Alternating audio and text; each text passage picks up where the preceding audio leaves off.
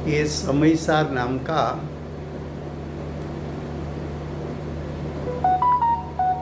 परम अध्यात्म शास्त्र है। भगवत कुंकुंदाचार्य देव ने मांगलिक करके समयसार यानी आत्मा का त्रिकाल शुद्ध स्वरूप कहने की प्रतिज्ञा की है। आत्मा का त्रिकाल शुद्ध स्वरूप उसका आश्रय लेने से जीव सम्यक दर्शन को प्राप्त कर सकता है। इसलिए आचार्य भगवान आत्मा का त्रिकाल शुद्ध स्वरूप दिखाना चाहते हैं। ऐसे समयसार शास्त्र में दूसरा अधिकार कर्ता कर्म अधिकार चलता है। कर्ता कर्म अधिकार में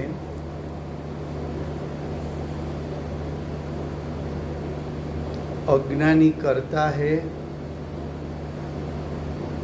अज्ञान रूप परिणमन उसका कर्म है। अज्ञानी करता है और अज्ञानी का मोह राग द्वेष रूप विकारी परिणाम उसका कर्म है। ऐसा अज्ञानी का अज्ञान छुड़ाकर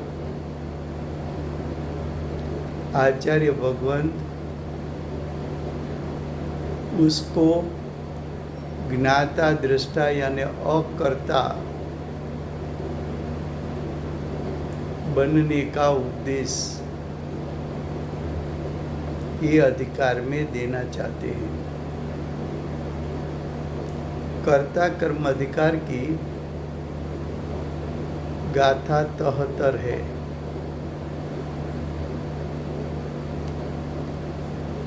अगली गाथा में आचार्य भगवान ने ये सिद्ध किया था कि ज्ञान मात्र से ही बंध का निरोध, बंध का रुक जाना कैसे होता है। ये सिद्ध करने के बाद 73 गाथा में हेडिंग में आचार्य भगवान ने शिष्य के मुख में प्रश्न रखा है कि कौन सी विधि से, कौन सी रीति से ये आत्मा यानी अज्ञानी का आत्मा आश्रवों से, आश्रवों यानी पुण्य आश्रव और पाप आश्रव से निवर्तता है।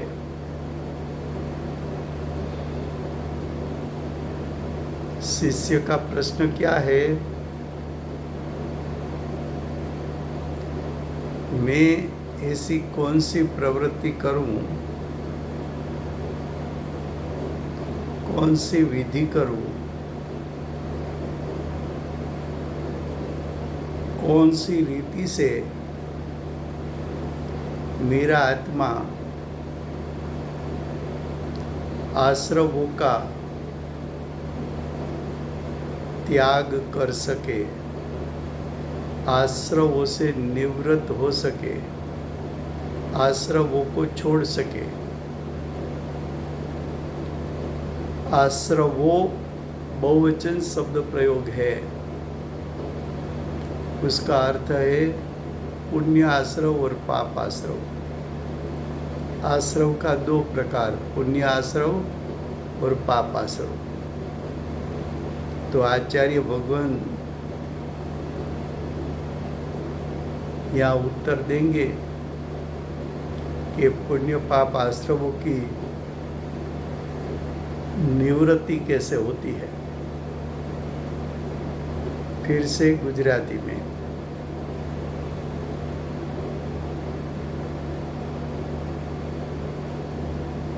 આ સમયસાર નામનું પરમ અધ્યાત્મ શાસ્ત્ર છે. બીજો અધિકાર કર્તા કર્મ અધિકાર ચાલે છે. અજ્ઞાની કર્તા છે, અજ્ઞાન રૂપે પરિણમવું એ અજ્ઞાનીનું કર્મ છે. અથવા અજ્ઞાની કર્તા છે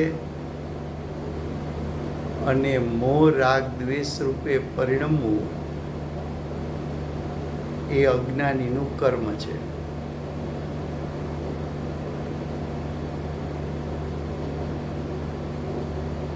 કર્તા કર્મ અધિકારમાં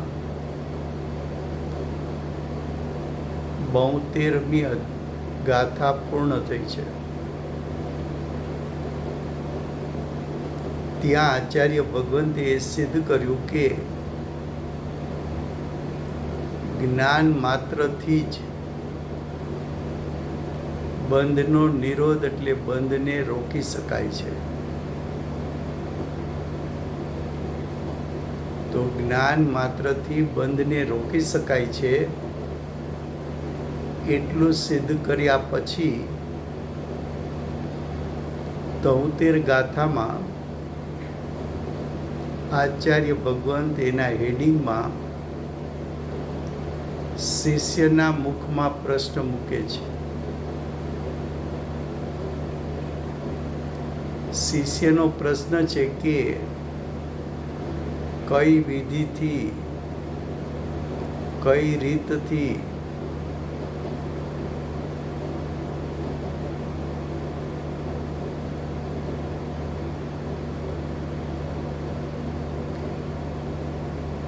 કઈ વિધિ ને કઈ રીતથી આ આત્મા આશ્રવોથી એટલે પુણ્ય આશ્રવ ને પાપ આશ્રવોથી નિવર્તે છે. એટલે કે આત્મા પુણ્ય પાપ આશ્રવોને ત્યાગે છે. શું કહ્યું કે કઈ વિધિ ને કઈ રીત.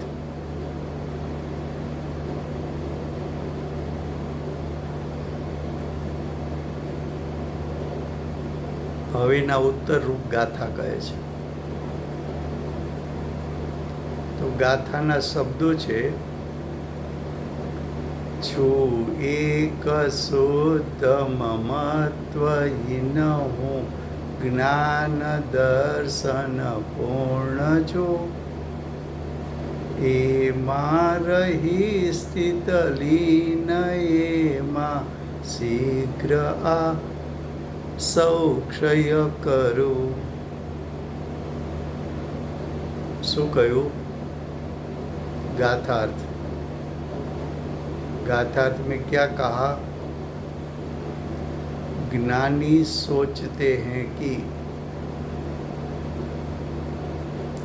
निश्चय से उसका एक अर्थ है वास्तविकपना, दूसरा अर्थ है निश्चय से यानी शुद्ध नहीं से.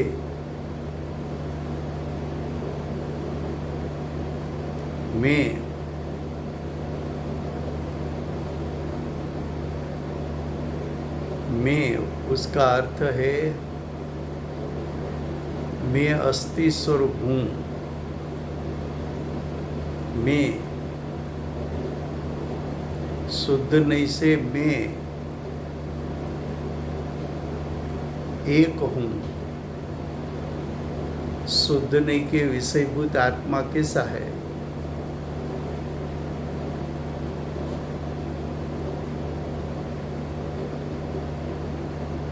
ये बात आचार्य भगवान ने शुरू की तो किसी को प्रश्न होगा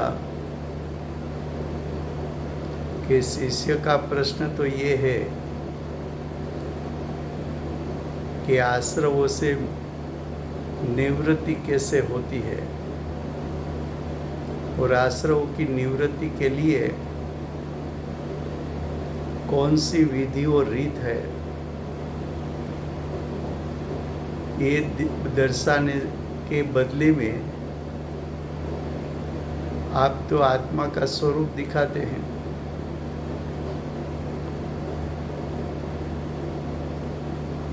यहाँ आत्मा का स्वरूप बताया ना, मैं यानी आत्मा।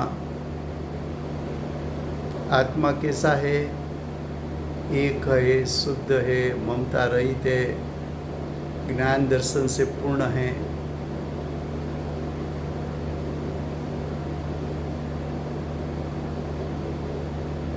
शुद्ध नहीं के विषयभूत आत्मा का स्वरूप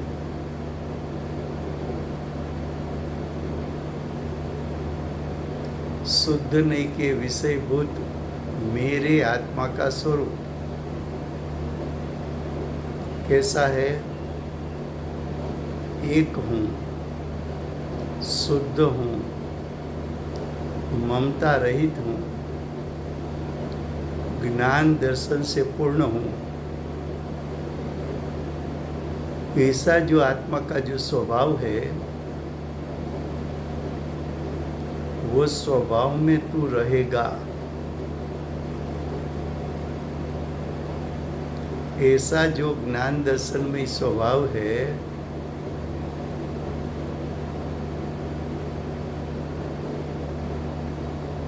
उसमें तू लीन रहेगा तो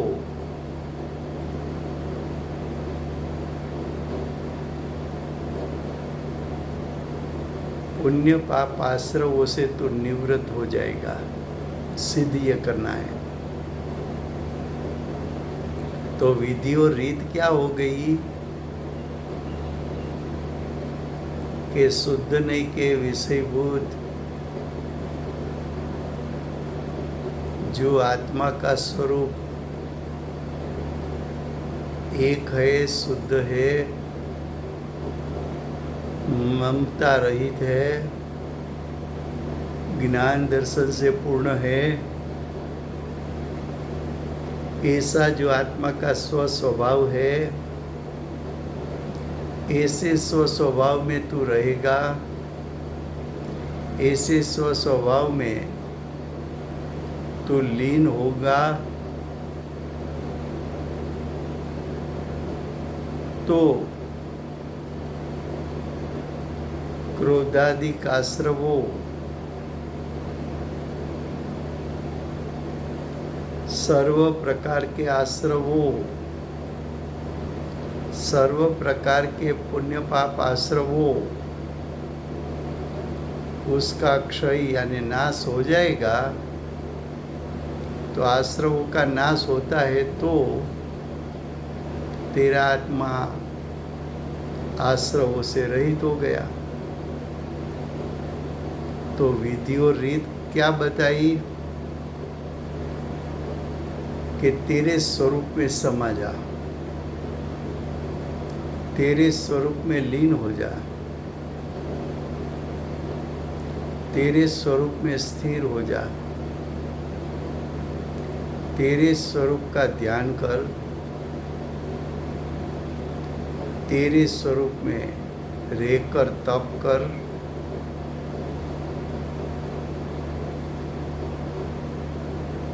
तेरे स्वरूप में तन्मय हो जा, तदाकार हो जा, एकाकार हो जा।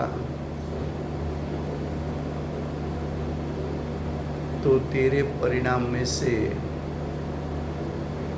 सर्व प्रकार के भाव आश्रव, पुण्य आश्रव उसका नाश हो जाएगा।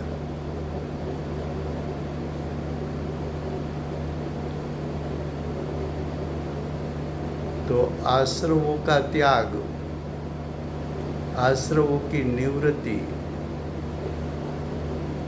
उसकी विधि और रीत शुद्ध नहीं के विषयभूत आत्मा में स्थिरता करना। इतनी बात आचार्य भगवंत इस गाथा में सिद्ध करना चाहते हैं। फिर से गुजराती में गाथार्थ।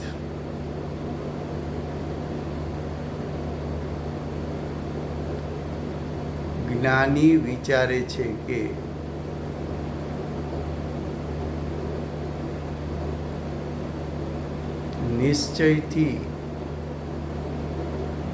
નિશ્ચયથી એટલે વાસ્તવિકપણે, નિશ્ચયથી એટલે શુદ્ધ નહીંથી એટલે જે નહીં આત્માના શુદ્ધ સ્વરૂપ તરફ લઈ જાય એને શુદ્ધ નહીં કહેવાય.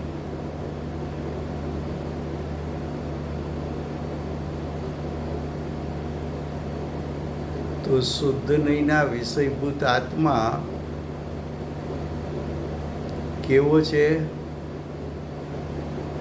તો કે શુદ્ધ નહીંના વિષયભૂત હું એટલે મારો આત્મા એક છે, એટલે એમાં ગુણભેદ નથી, અનંત ગુણોનું એકત્વ છે.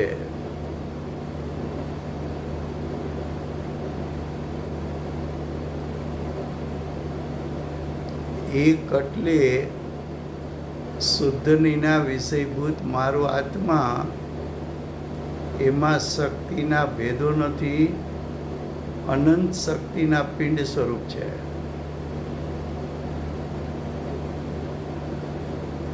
શુદ્ધ નહીંના વિષયભૂત મારો આત્મા, એમાં ધર્મના ભેદો નથી, હું અનંત ધર્માત્મક એક છું. શુદ્ધ નહીંના વિષયભૂત મારો આત્મા, એમાં પર્યાયોના ભેદ નથી, અનંત પર્યાયને કરી શકે એવા શક્તિરૂપ સામર્થ્યનો હું પિંડ છું. આ એકની વ્યાખ્યા કરી. હવે કે છે હું શુદ્ધ છું.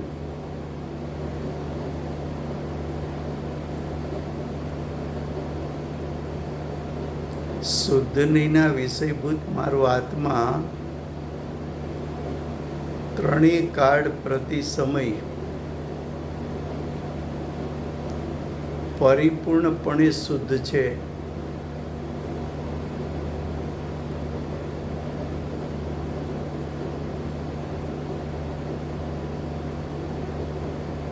શુદ્ધ નહીંના વિષયભૂત મારો આત્મા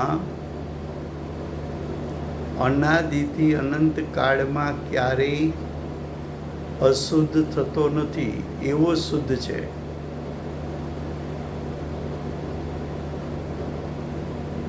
શુદ્ધ નહીંના વિષયભૂત મારો આત્મા એવો શુદ્ધ છે કે એને અશુદ્ધતા સ્પર્શી શકતી નથી. અનાદિકાળથી ક્યારેય અશુદ્ધતા એને સ્પર્શી નથી, વર્તમાનમાં સ્પર્શી શકતી નથી, અને ભવિષ્યના અનંતકાળમાં ક્યારેય અશુદ્ધતા એને સ્પર્શી શકે એમ નથી. શુદ્ધ નહીંના વિષયભૂત મારો આત્મા સ્વભાવથી એવો શુદ્ધ છે કે એની શુદ્ધતામાં અશુદ્ધતા પ્રવેશી શકતી નથી.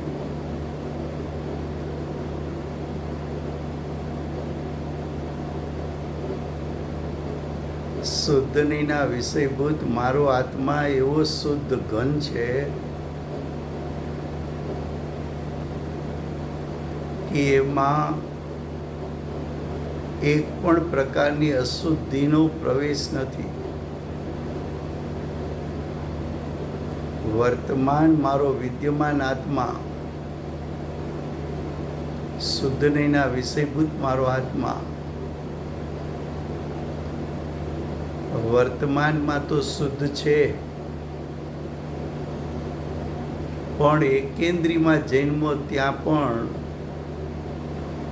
મારો આત્મા શુદ્ધનીના વિષયભૂત મારો આત્મા તો શુદ્ધ જ હતો,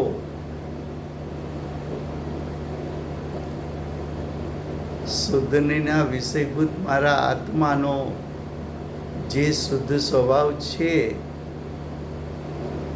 તે શુદ્ધ સ્વભાવ સિદ્ધ સમાન છે. જેવો સિદ્ધ ભગવાનનો આત્મા શુદ્ધ પરિપૂર્ણ છે, સ્વભાવથી શુદ્ધ ને પરિપૂર્ણ છે, એવો મારો આત્મા પણ સ્વભાવથી પરિપૂર્ણ શુદ્ધ સ્વરૂપ છે.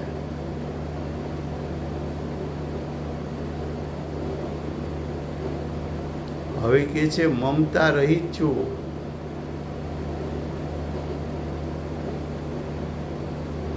શુદ્ધનીના વિષયભૂત આત્મા છે કેવો? મમત્વહીન, મમત્વથી રહિત,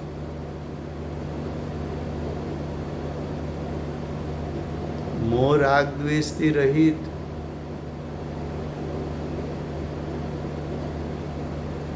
મોહ અને ક્ષોભથી રહિત, દર્શન મોહ ને ચારિત્ર મોહથી રહિત,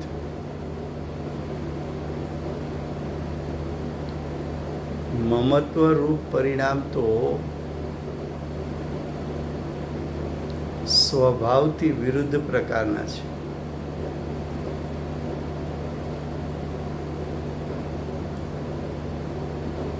સ્વભાવ વિતરાગ, મમતા રહિત એટલે શું? તો કે શુદ્ધનીના વિષયભૂત મારો આત્મા તો ત્રણેય કાળ પ્રતિ સમય વિતરાગ વિતરાગ વિતરાગ વિતરાગ વિતરાગ વિતરાગ સ્વરૂપ.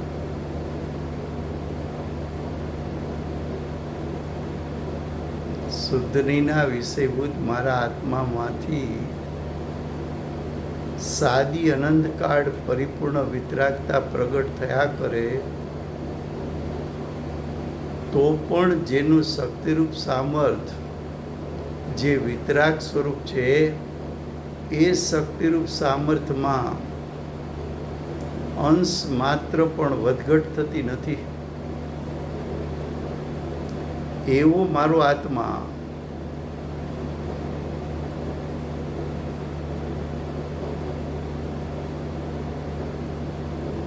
હવે કે છે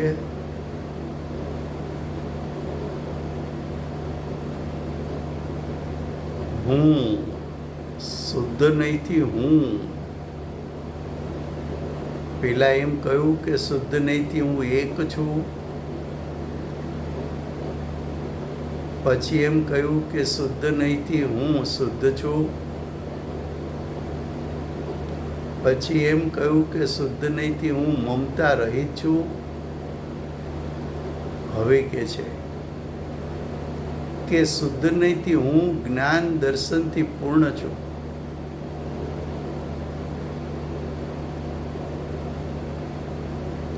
જાણવું દેખવું, જ્ઞાન એટલે જાણવું ને દર્શન એટલે દેખવું. જ્ઞાન એટલે જ્ઞાતા, દર્શન એટલે દ્રષ્ટા. જ્ઞાતા દ્રષ્ટા, જાણનાર દેખનાર. શુદ્ધ નહીંના વિષયભૂત મારો શુદ્ધાત્મા જ્ઞાન દર્શન શક્તિરૂપ સામર્થ્ય પરિપૂર્ણ છું. મારો આત્મા સ્વભાવથી જ્ઞાન દર્શનમય હોવાથી અનાદિથી અનંતકાળ હું માત્ર જાણન દેખન જાણન દેખન જાણન દેખન ક્રિયાનો કરતા થઈ શકું, અને જો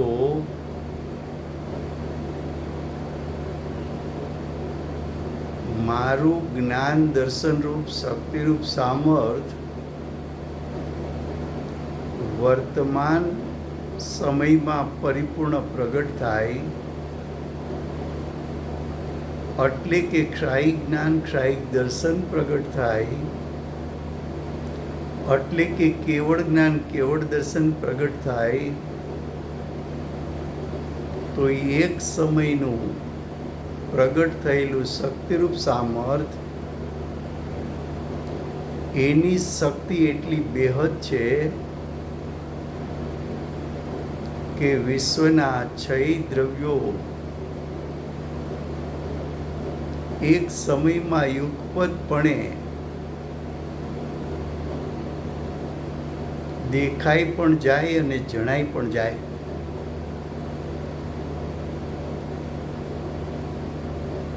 હું કહેતા અસ્થિરૂપ મારી વિદ્યમાનતા, એક કહેતા જેમાં ભેદ નથી, શુદ્ધ કહેતા મારું સ્વરૂપ અનાદિથી અનંતકાળ શુદ્ધ શુદ્ધ ને શુદ્ધ ત્રિકાળ સ્વરૂપ, મમતા રહિત કહેતા હું તો વિતરાગ સ્વરૂપ છું, અને જ્ઞાન દર્શનથી પૂર્ણ કહેતા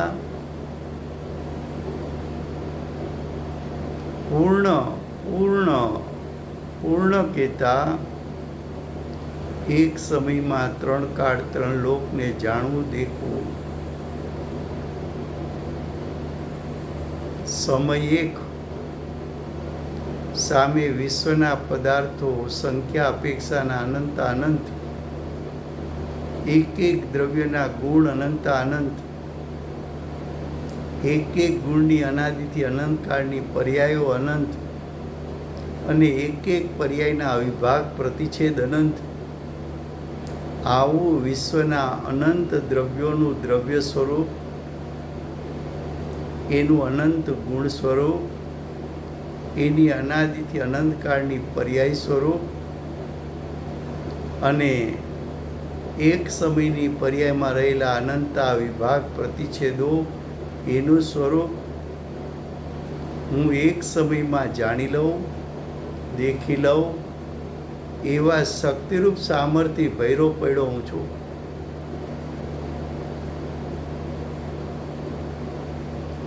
આચાર્ય ભગવંતે પેલા તારે જેનું ધ્યાન કરવું છે, જેનો તારે આશ્રય લેવો છે, જેનું તારે અવલંબન લેવું છે, એવા તારા પોતાના શુદ્ધાત્માનું સ્વરૂપ બતાવ્યું.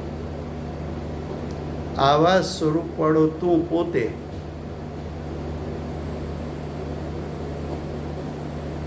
આવું સ્વરૂપ જે તારું છે એનું લક્ષ કરતા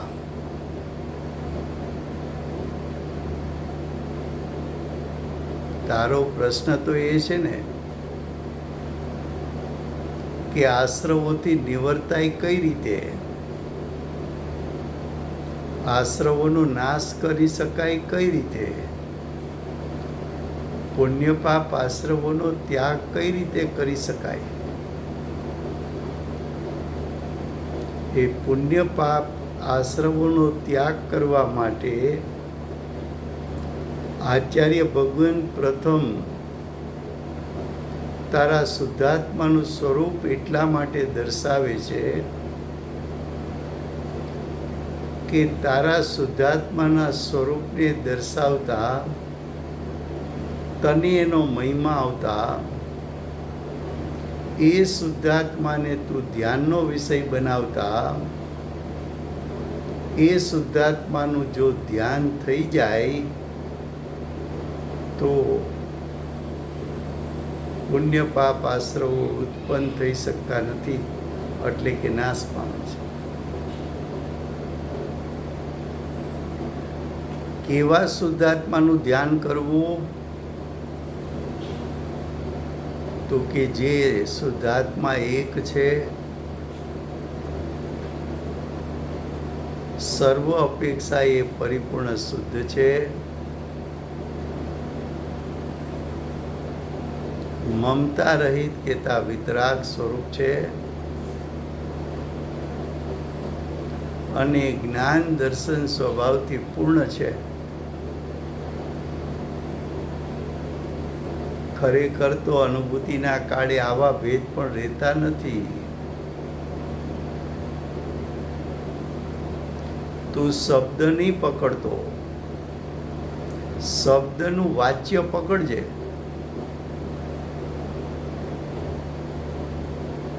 આચાર્ય ભગવાન શબ્દ દ્વારા વસ્તુ સ્વરૂપ એટલે આત્માનું સ્વરૂપ બતાવે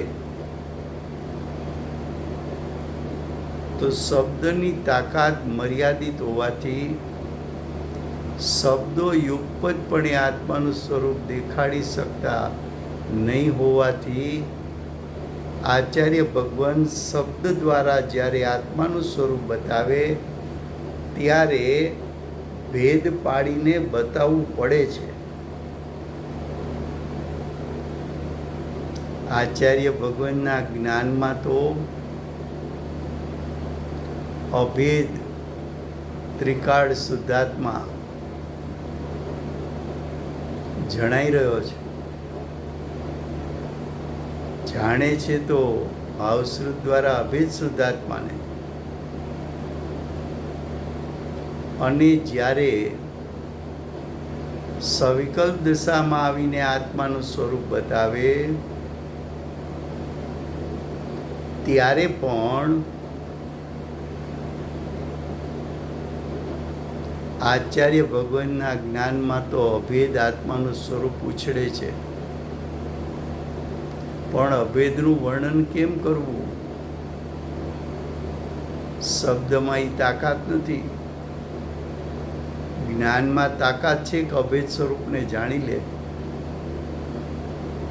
માટે આચાર્ય ભગવંતે ભેદ પાડીને કહ્યું, તારો શુદ્ધાત્મા એક છે, તારો શુદ્ધાત્મા શુદ્ધ છે, તારો શુદ્ધાત્મા મમતા રહિત છે, તારો શુદ્ધાત્મા જ્ઞાન દર્શનમય છે. પેલા તું શુદ્ધાત્માનું સ્વરૂપ જાણ. જાણવું છે શેના માટે? તો કે એનું તારે અવલંબન લેવાનું છે, એનું ત્યારે ધ્યાન ધરવાનું છે, એના ઉપર તારે દ્રષ્ટિ અને ઉપયોગને મૂકવાના છે. એ સ્વરૂપમાં તારે સ્થિર થવાનું છે, લીન થવાનું છે, એકાગ્ર થવાનું છે.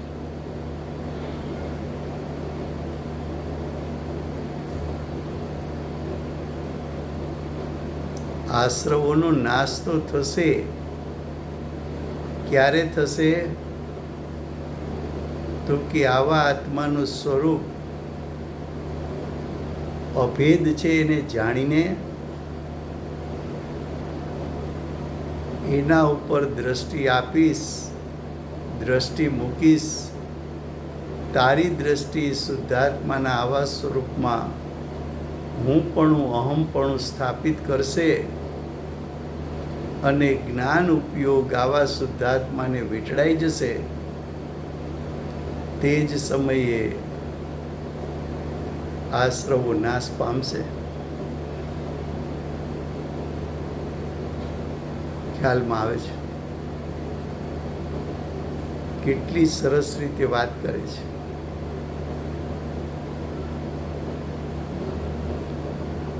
હવે આગળ કે છે, તે સ્વભાવમાં રહેતો. તે સ્વભાવ એટલે કે જે આત્માનો સ્વભાવ અમે ઉપર કહ્યો કે આત્મા એક છે, શુદ્ધ છે, મમતા રહિત છે અને જ્ઞાન દર્શનમય છે. તે સ્વભાવમાં રહેતો એટલે કે હું પણ સ્થાપિત કરતો, તે સ્વરૂપને જાણતો અને તે સ્વરૂપમાં રમતો રહેતો, એનો અર્થ શું? એ સ્વરૂપમાં હું પણ કરવું,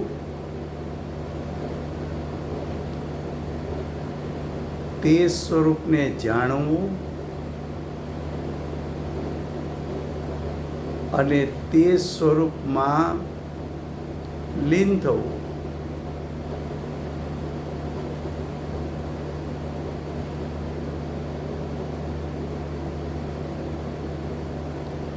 દ્રષ્ટિએ જ્ઞાયક ઉપર દ્રષ્ટિ ગઈ.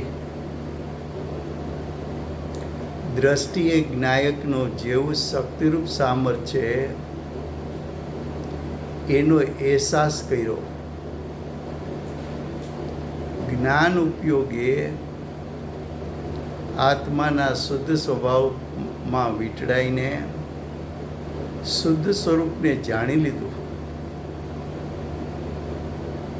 અને દ્રષ્ટિ અને ઉપયોગે એ શુદ્ધાત્મામાં સ્થિરતા કરી એટલે અંતરંગમાંથી શુદ્ધિની વૃદ્ધિ પ્રગટ થઈ.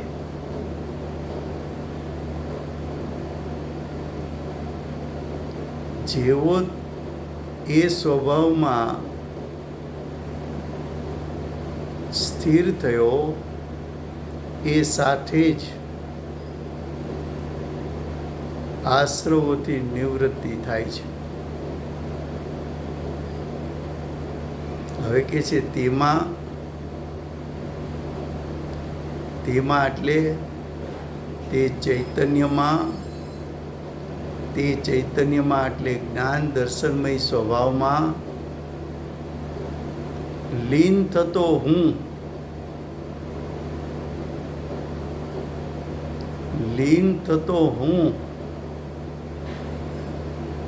એમાં લીન થવું અને ક્રોધાદિક આશ્રવોનું છૂટવું બંનેનો કાળ એક છે. તો કે છે એમાં લીન થતો હું આ ક્રોધાદિક સર્વ આશ્રવોને ક્ષય પમાડું છું, એટલે નાશ કરું છું,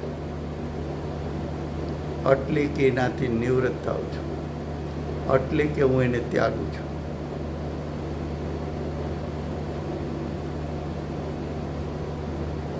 फिर से हिंदी में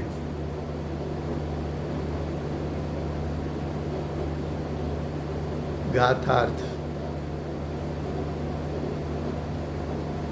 ज्ञानी सोचते हैं कि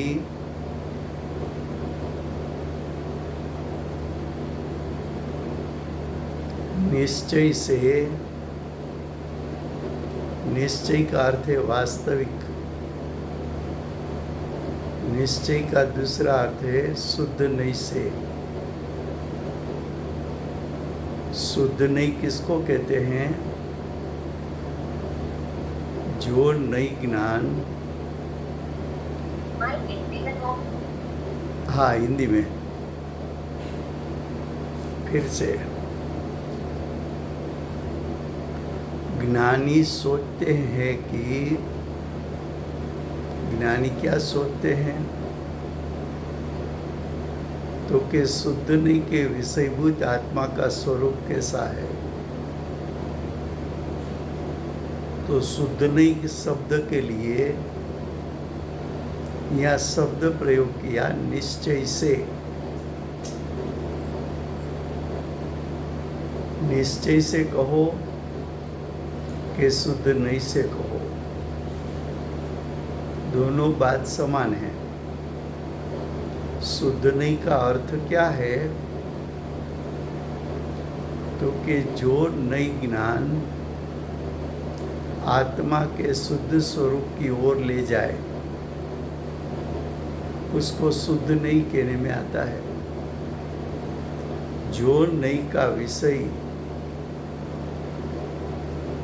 जो ज्ञान का विषय आत्मा का शुद्ध स्वभाव हो जाए उसको शुद्ध नहीं कहने में आता है।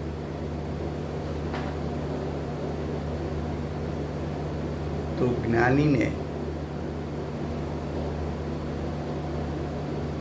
सोचा कि शुद्ध नहीं से मैं एक हूं। मैं का अर्थ है मैं अस्थि स्वरूप विद्यमान हूं। जो माताजी ने कहा ने कि जागतो जीव ऊभो छे क्यां जाए, तो जागतो जीव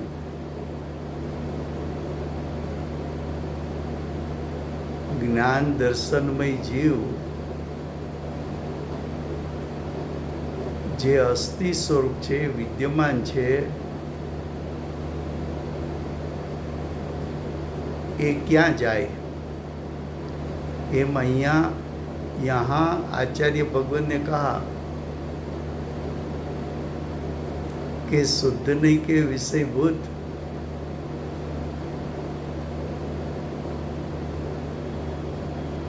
में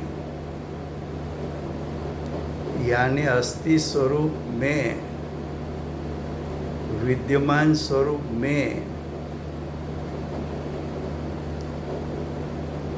मैं प्रत्यक्ष हूँ, ऐसा मैं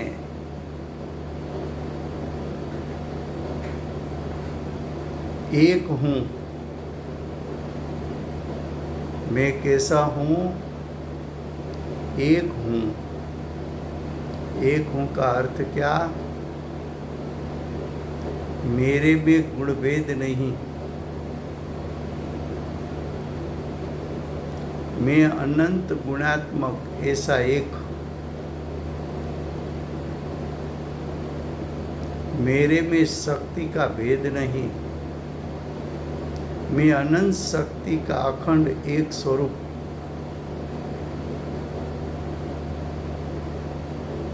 एक का अर्थ क्या? मेरे में धर्मों का भेद नहीं। मैं अनंत धर्मात्मक एक। मेरे में पर्याय का भेद नहीं। मैं अनंत पर्याय को कर सके ऐसे शक्ति रूप सामर्थ्य वाला में अखंड एक।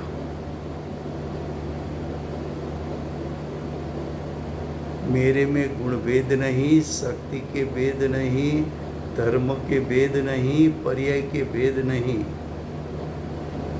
मैं तो एक हूँ।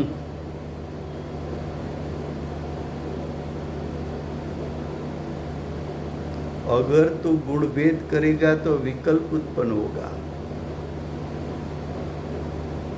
अगर तू शक्ति का भेद करेगा तो विकल्प उत्पन्न होगा। अगर तू धर्म के भेद करेगा तो विकल्प उत्पन्न होगा। पर्याय का भेद करेगा तो विकल्प उत्पन्न होगा। विकल्प तो राग है।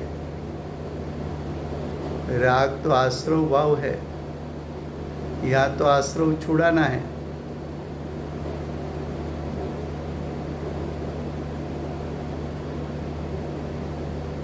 आचार्य भगवान इस गाथा में पुण्य आश्रव और पाप आश्रव दोनों छुड़ाना चाहते हैं। ये छुड़ाने से पहले जिसके आश्रय से पुण्य आश्रव और पाप आश्रव छूट जाते हैं, ऐसे आत्मा का शुद्ध स्वरूप कैसा है? प्रथम उसका ज्ञान आचार्य भगवान कराते हैं। क्या कहा? मैं एक हूँ। अब आगे निश्चय से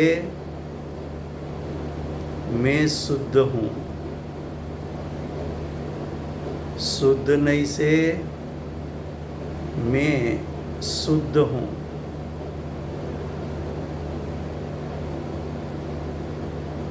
मेरा शक्ति रूप सामर्थ्य ऐसा शुद्ध है कि अनादि से आज तक वो कभी अशुद्धता रूपे हुआ नहीं। मेरा शक्ति रूप सामर्थ्य ऐसा शुद्ध है कि अनादि से आज तक अशुद्धता का उसको स्पर्श हुआ नहीं।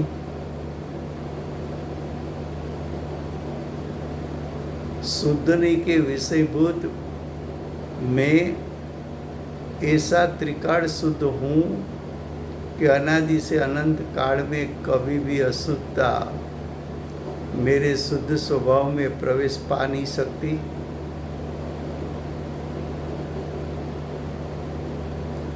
अनादि से अनंत काल में जो पर्याय में उत्पन्न होती हुई अशुद्धता, वो अशुद्धता वो तो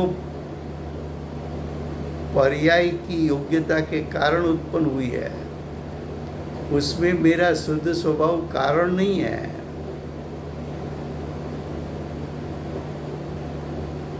पर्याय में उत्पन्न हुई अशुद्धता मेरे शुद्ध स्वभाव को स्पर्श नहीं कर सकती, मेरे शुद्ध स्वभाव में प्रवेश नहीं कर सकती।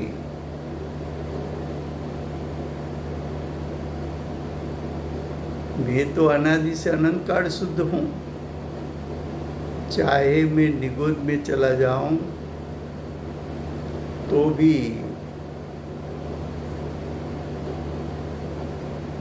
मेरा स्वभाव शुद्ध नहीं के विषयभूत मेरा स्वभाव तो अनिशुद्ध है।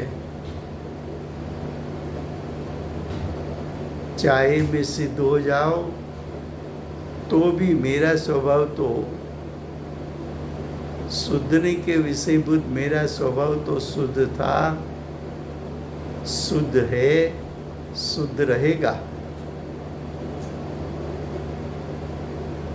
निगोद के जीव का शुद्ध नहीं के विषयभूत शुद्धता और मैं पंचेंद्री संगनी मेरी शुद्ध नहीं के विषयभूत शुद्धता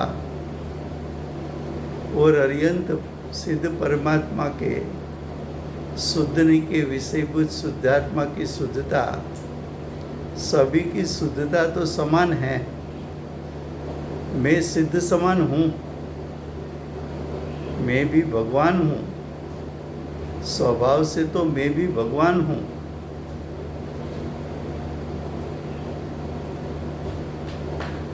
अब आगे कहते हैं कि शुद्ध नहीं के विषयवत मैं ममता रहित हूँ। मेरा ज्ञायक स्वभाव, मेरा आत्मा का शुद्ध स्वभाव, मेरा आत्मा का वितराग स्वभाव कभी मोह राग द्वेष रूप परिणमित हुआ ही नहीं।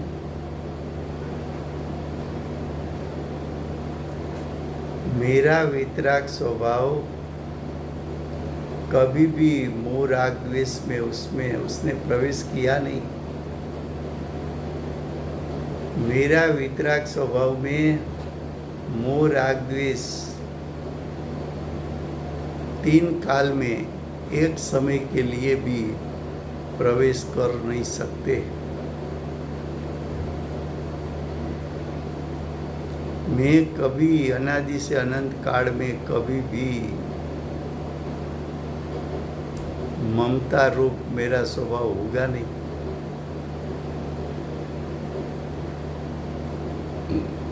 मैं तो ममता से रहित त्रिकाल हूँ। मेरा वितराग स्वभाव तीनों काल ममता से रहित है। ममता मेरे वितराग स्वभाव को स्पर्श नहीं कर सकती। ममता तो आत्मा के वितराग स्वभाव से विरुद्ध भाव है। वितराग स्वभाव तो त्रिकाल है, ममता तो क्षणिक है। वितराग स्वभाव तो त्रिकाल है, ममता तो पर्याय की योग्यता के कारण उत्पन्न हुई है, क्षणिक है, नाशवंत है। वितराग स्वभाव तो अजर अमर है।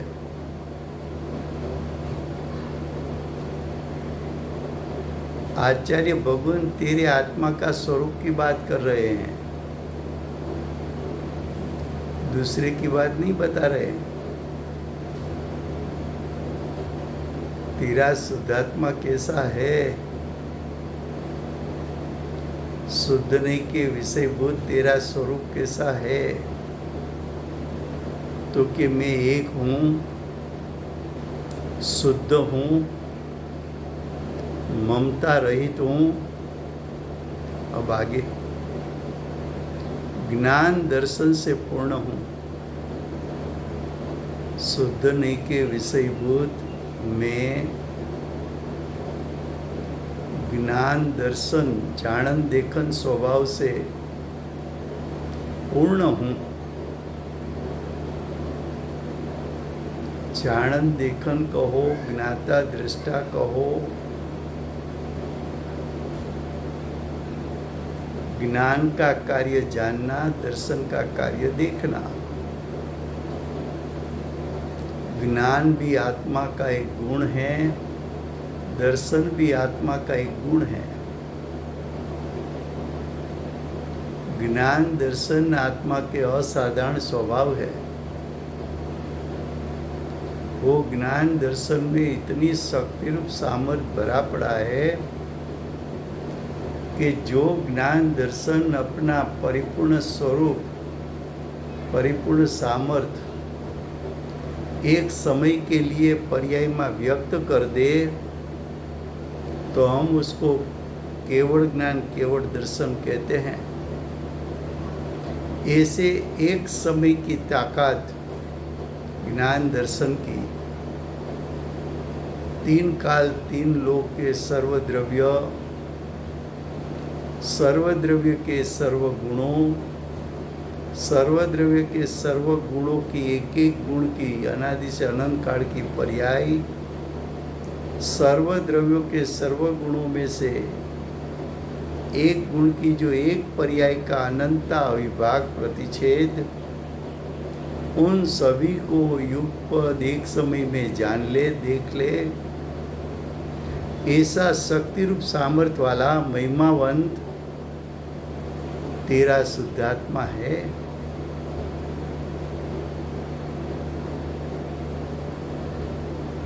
शुद्ध नहीं के विषयभूत मैं एक हूँ,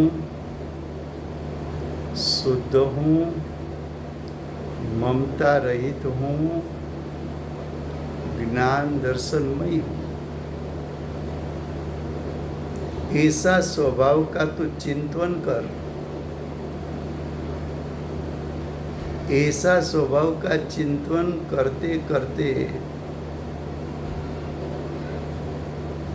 ऐसे स्वरूप को आत्मसात कर ले। उसका चिंतन करते करते चिंतन का विकल्प छोड़ के निर्विकल्प होकर ऐसे स्वरूप में तू एकाग्रता हो जा। उस समय भाव आश्रवों से तू निवर्तन हो जाता है। तेरे भाव आश्रवों, पुण्य पाप रूप भावों, उसका नाश हो जाना, निवर्तन हो जाना, त्याग हो जाना, उसको छोड़ देना, उसको गौण कर देना, जो कहना है वो कह दे। क्या कहा कि तेरा त्रिकाल शुद्धात्मा यानी शुद्ध नहीं के विषयभूत आत्मा, उसका स्वरूप प्रथम आचार्य भगवान ने बताया। सिर्फ बताना है कि उसमें एकाग्र होने के लिए बताया।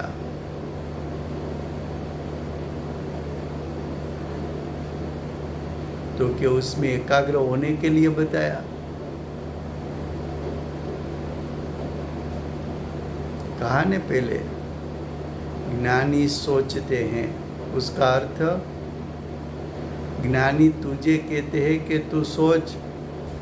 ज्ञानी ने तो सोच लिया है और अनुभव भी कर लिया है।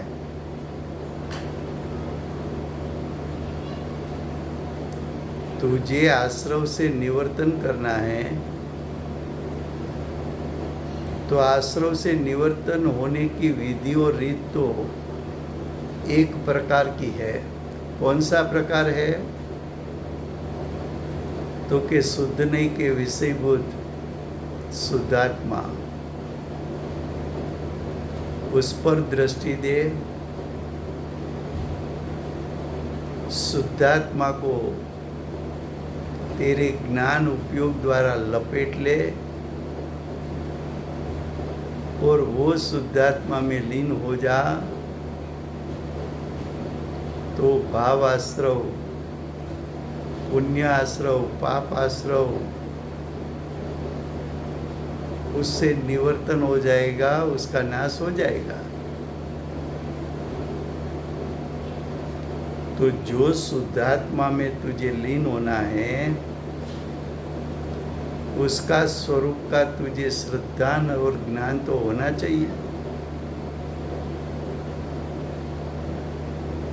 तो जिसमें लीन होना है वो शुद्धात्मा कैसा है? तो कि वो शुद्धात्मा शुद्ध नहीं के विषयभूत है। तो कि शुद्ध नहीं के विषयभूत वो आत्मा का स्वरूप कैसा है? तो कि शुद्ध नहीं के विषयभूत तेरा स्वरूप एक है, शुद्ध है, ममता रहित है, ज्ञान दर्शन से पूर्ण है।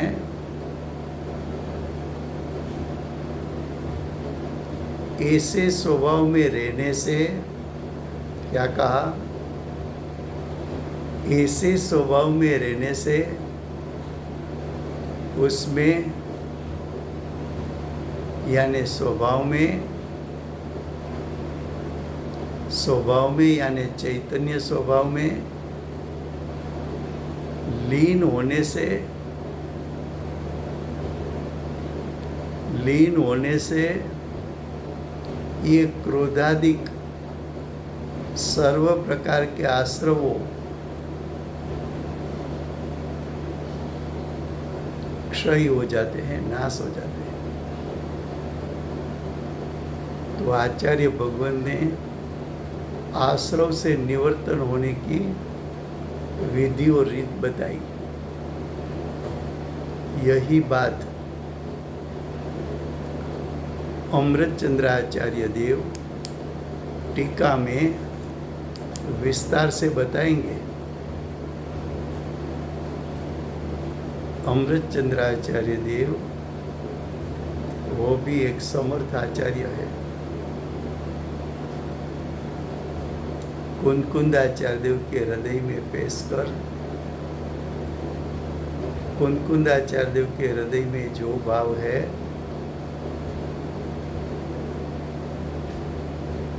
उसको खुलकर अमृतचंद्राचार्य देव टीका में बताएंगे। वो टीका कल चलेगी, समय हुआ है।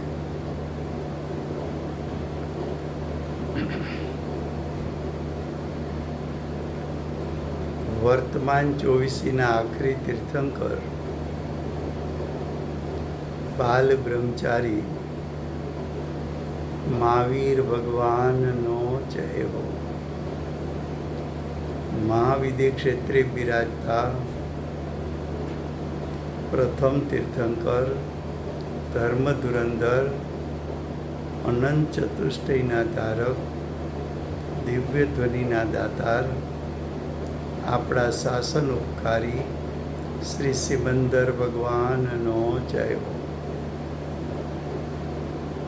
કડીકાળ સર્વજ્ઞ કેવળ જ્ઞાની તળેટીમાં બેઠેલા આગમોના રચયિતા ભગવત શ્રી કુંકુંદાચાર્ય દેવનો જય. વર્તમાન કાળે શુદ્ધ નયના વિષયભૂત શુદ્ધાત્માનું સ્વરૂપ સમજાવનાર, તીર્થના નાયક, તીર્થના સ્થાપક, તીર્થના પ્રવર્તક, પરમ કૃપાળુ શ્રી સદગુરુદેવનો જય હો. પૂજ્ય ગુરુદેવના નવ ભવનો મહિમા બતાવનાર,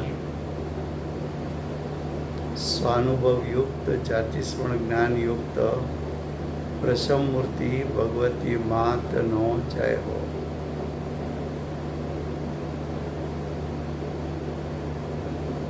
સમ્યક દર્શનની પ્રાપ્તિમાં નિમિત્તરૂપ સર્વ જીનવાણી માતનો જય હો. પૂજ્ય ગુરુદેવ અને માતાજીની સાધના ભૂમિ સુવર્ણપુરી ધામનો જય હો. સુવર્ણપુરી ધામમાં બિરાજતા સર્વે દેવશાસ્ત્ર ગુરુ ભગવંતનો જય હો. વર્તમાન ગુરુ અને ભવિષ્યના તીર્થંકર શ્રી સૂર્યકીર્તિ ભગવાનનો જય હો. શ્રી સૂર્યકીર્તિ ભગવાનના સમોસરણના મુખ્ય ગણધર દેવેન્દ્ર કીર્તિનાથ ભગવાનનો જય હો. પરમ દિગંબર જૈન ધર્મનો જય. Thank you very much, Rajendra. જય જયેન્દ્ર. જય જયેન્દ્ર.